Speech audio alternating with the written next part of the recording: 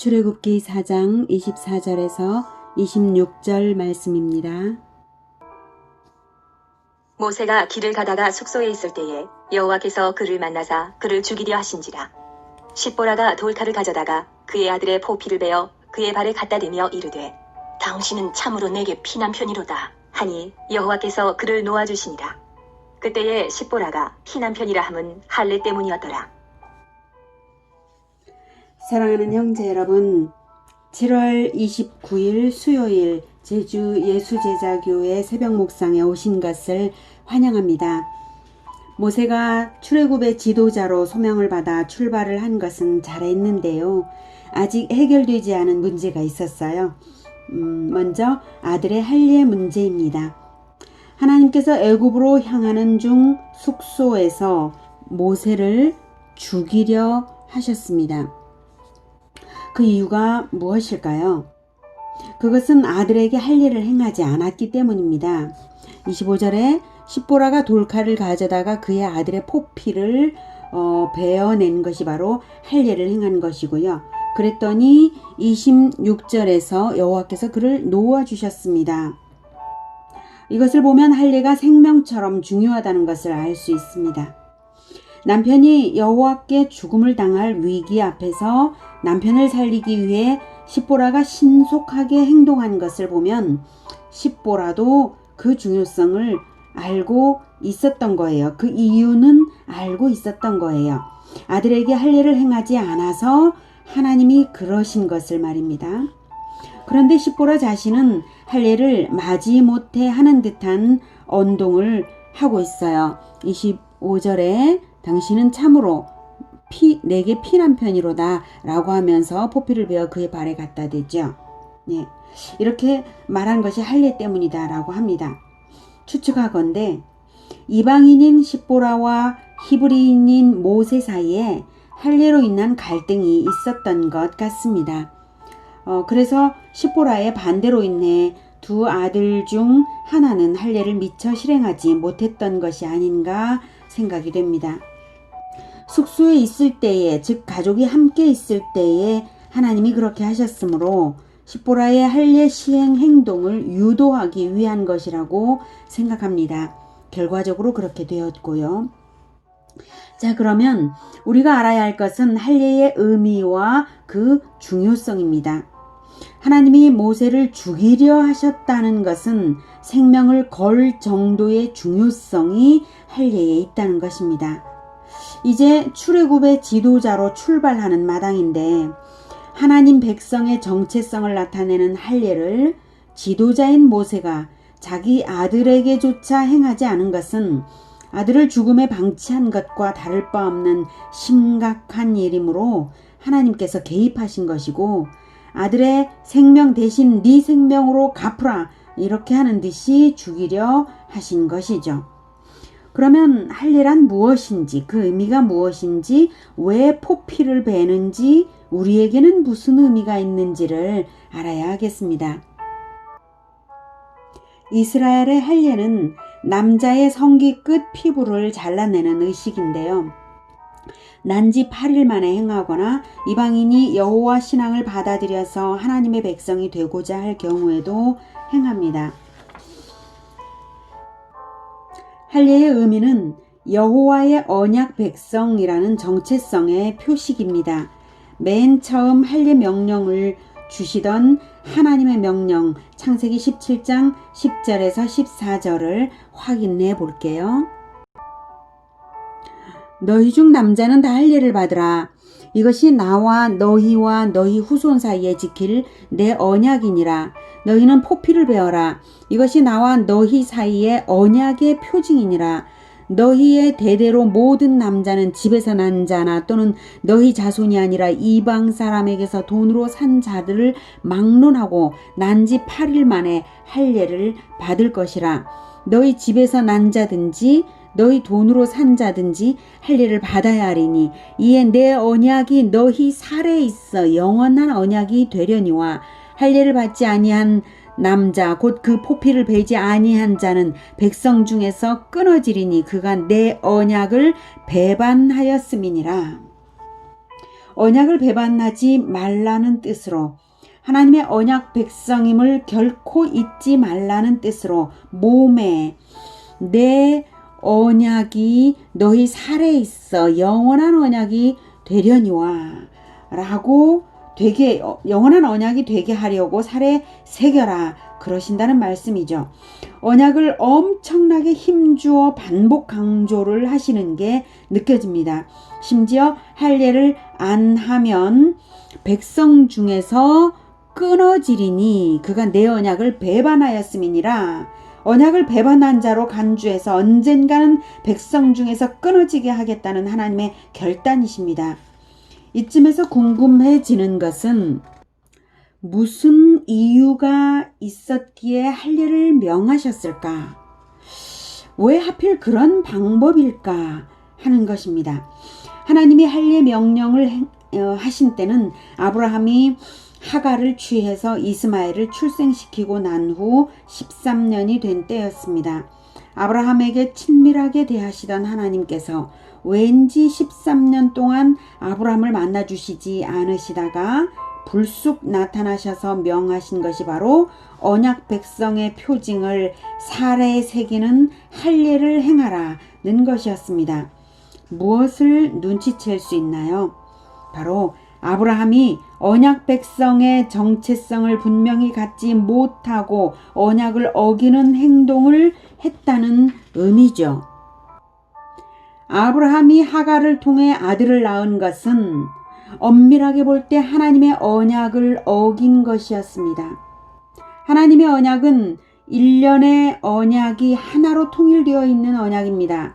마치 진주 목걸이처럼 일련으로 꿰어진 것입니다. 즉 아브라함에게 주신 언약은 에덴에서 아담과 하와에게 주신 언약으로부터 시작되어서 계속해서 이어진 언약들, 일련으로 이어진 언약들이 통일된 하나입니다.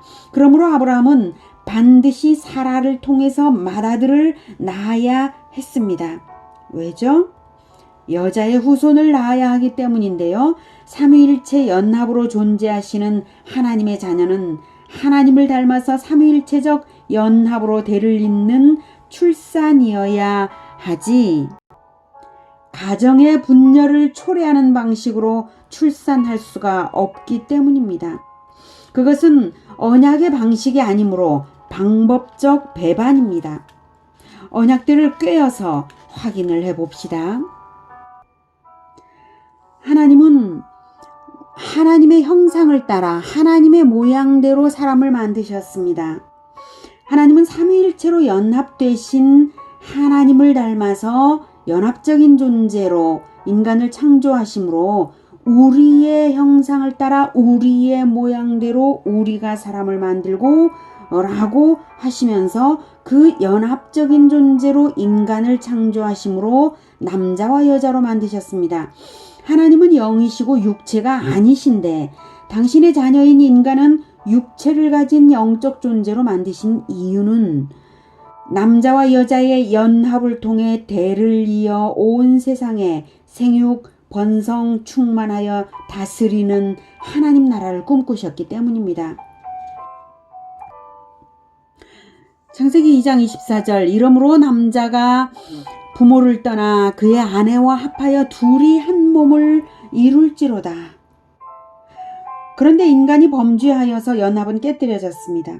그럼에도 불구하고 소망이 있는 것은 하나님이 옛뱀 마귀에게 선언하신 것이 인간에게는 언약이 되기 때문인데요. 3장 15절 내가 너로 여자와 원수가 되게 하고 내 후손도 여자의 후손과 원수가 되게 하리니 여자의 후손은 내 머리를 상하게 할 것이요 너는 그의 발꿈치를 상하게 할 것이니라.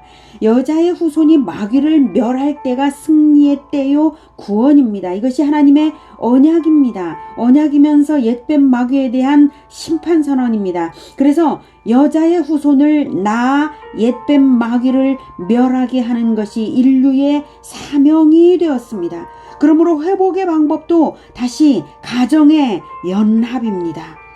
그렇게 태어날 여자의 후손 그리스도의 나라를 준비하기 위해 아브라함을 선택하신 하나님은 아브라함에게 영토와 큰 백성을 주겠노라고 언약하십니다.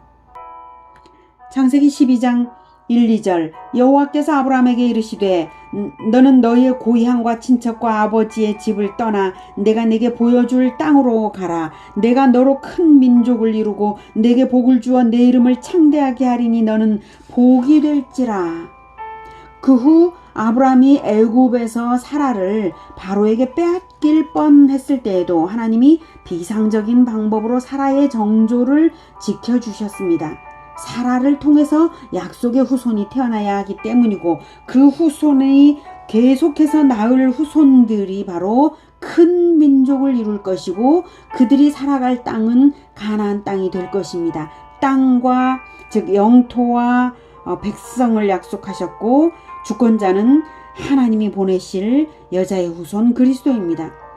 자, 그러면 그 그리스도를 낳을 여자가 누구겠습니까? 그리스도의 선조를 낳을 여자가 당연히 사라죠. 그런데 결국 아브라함은 애굽 여종 하갈을 첩으로 취해서 이스마엘을 출산하고 말았습니다. 자, 이렇게 되었으니 하나님께서 어떻게 하셔야 합니까? 1번, 하나님의 계획을 바꾸어서 이스마엘을 통해 그리스도를 낳게 할까요? 애굽 여종 이스마엘을 통해서? 2번, 이스마엘을 버리고 사라에게서 태어나게 할까요? 3번, 하나님의 백성의 영역을 넓혀서 이스마엘까지 은혜로 받아들이시고 사라에게서 태어나게 할까요? 하나님은 3번을 선택하신 것입니다. 그래서 이스마엘과 그 후손 대대로 다 받아들이시기 위해서 언약의 내용이 확장됩니다. 창세기 12장에서는 아브라함에게 큰 민족을 주마고 하셨는데요. 창세기 17장에서는 4절 너는 여러 민족의 아버지가 될지라 라고 하시면서 아브라함이라고까지 이름까지 바꿔주십니다. 은혜의 영역이 확장되었죠. 한 민족에서 여러 민족으로 사라의 아들 이삭의 후손과 하갈의 아들 이스마엘의 후손이 각각 서로 다른 민족이 될 것이기 때문입니다.